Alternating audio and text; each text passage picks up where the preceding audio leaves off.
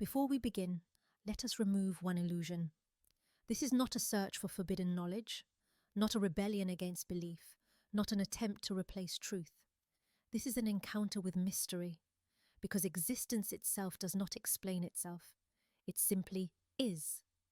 We live surrounded by answers, yet haunted by questions, questions that do not scream. They whisper, and the mind hears them only in silence. Look around you. Everything appears stable, solid, certain. Yet the deeper you look, the more fragile it becomes. What you call reality is filtered, softened, translated by your senses. You never touch the world directly. You touch an interpretation of it. And yet, you trust it with your life. This is the first paradox.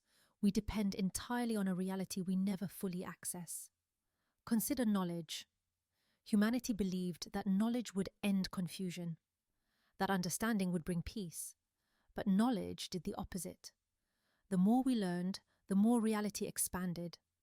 The more precise our measurements became, the more uncertainty emerged.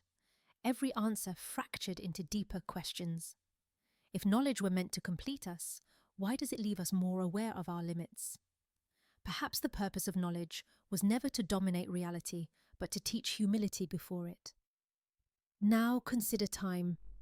You believe you are moving through time, but have you ever experienced the present? Not remembered it, not anticipated it, experienced it. The present vanishes the moment it is noticed.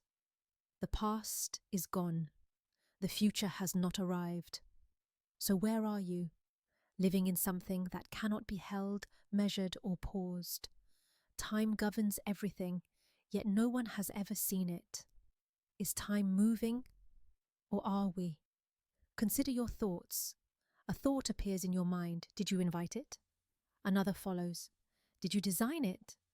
You observe your thoughts, yet you are not the author of their arrival.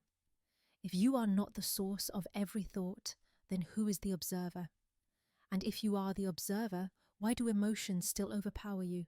Perhaps freedom is not the ability to control thought, but the ability to witness it without becoming enslaved by it. Now consider choice. You feel free. You decide, you act. But your desires were shaped by experiences you did not choose. Your fears by moments you did not plan. Your personality by influences beyond your awareness. So, where does choice truly live? Maybe freedom is not absolute control, but moral responsibility within limitation, not power without bounds, but accountability within design. Consider silence.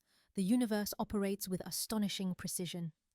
Yet it offers no explanation for itself. It follows laws but does not justify them. It exists but does not explain why. Why is there something rather than nothing? No experiment answers this. No equation approaches it. And maybe that is not a failure of science, but a boundary of the human role. Some questions are not unanswered because they are meaningless, but because answering them is not our task. Here lies the deepest paradox. The more humans demand certainty, the more anxious they become. The more they accept mystery, the more grounded they feel. Perhaps peace does not come from knowing everything, but from knowing where knowledge ends. This is not darkness. This is reverence, not ignorance, but awareness of scale. You are not small because you cannot comprehend everything. And maybe the greatest wisdom is not to conquer the unknown, but to stand before it, without arrogance and without fear.